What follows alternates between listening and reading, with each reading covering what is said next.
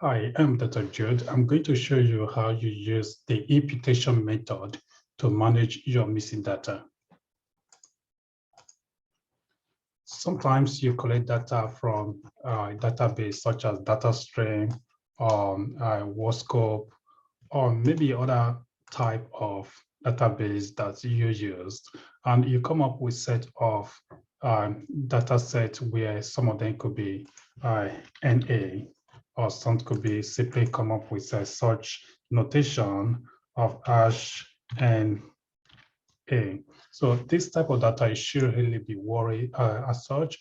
One thing you should do is to ensure that you delete this NA. It simply means that this data are missing, or this data is not report. These firms do not report this particular value.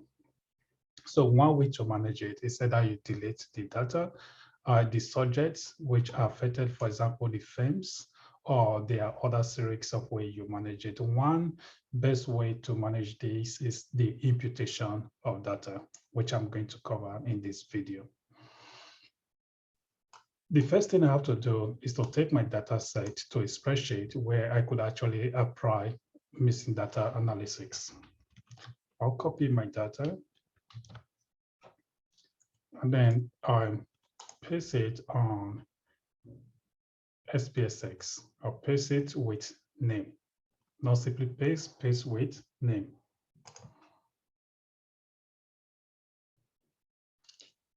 Here is my data in SPSS, and I could apply to compute imputation data, which is going to represent all this missing data that we could see from here.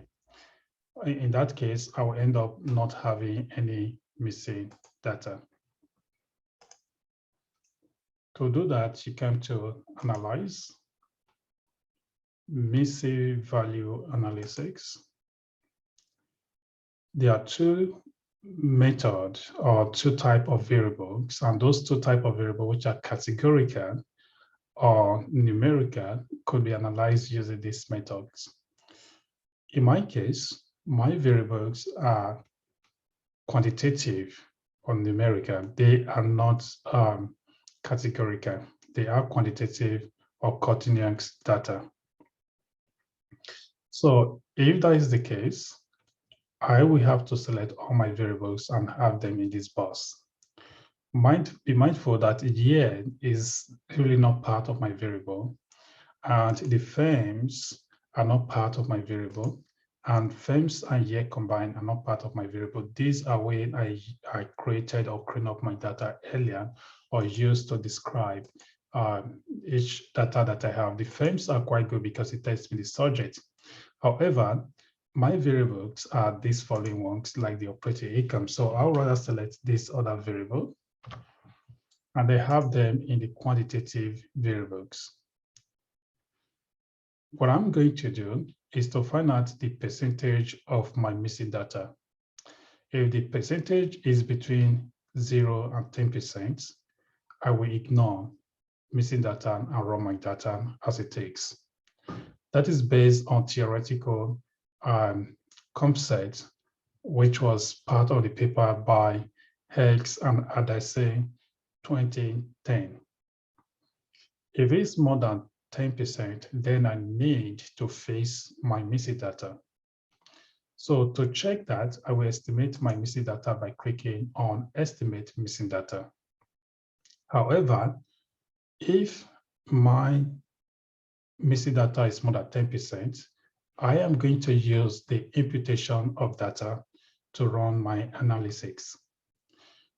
To estimate the imputation of data at the same time with estimating the percentage of missing data, in that case, I will use the estimate my missing data or imputation data by clicking on this icon here, SEM, and I will leave the normal as it is and leave the maximum interactions at 25% or 25 times, and then save the completed data. So by saving the completed data, it's going to generate new set of data for me, that does not include missing data. So I'll name this as imputation of data, and then continue. So when I continue, it's going to take about 45 minutes to at least 1 or 2 minutes to run.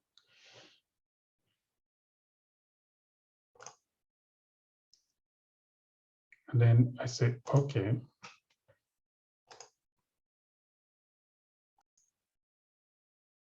So it took roughly about 30 seconds to 1 minute to run because I paused the video. Now, these are the tables that the analysis generated for me. The first one here is the univariate statistics. From the univariate statistics table, I'm able to identify the percent of missing data for each of these variables. In the case of operating income, my missing variable is 67.8%. In the case of operating margin, my missing variable is 69.2%. And then you could see the percentage for the other variables. These are quite significant amount of missing data from each variable. In this case, running regression based on this level of missing data would likely generate inaccurate findings.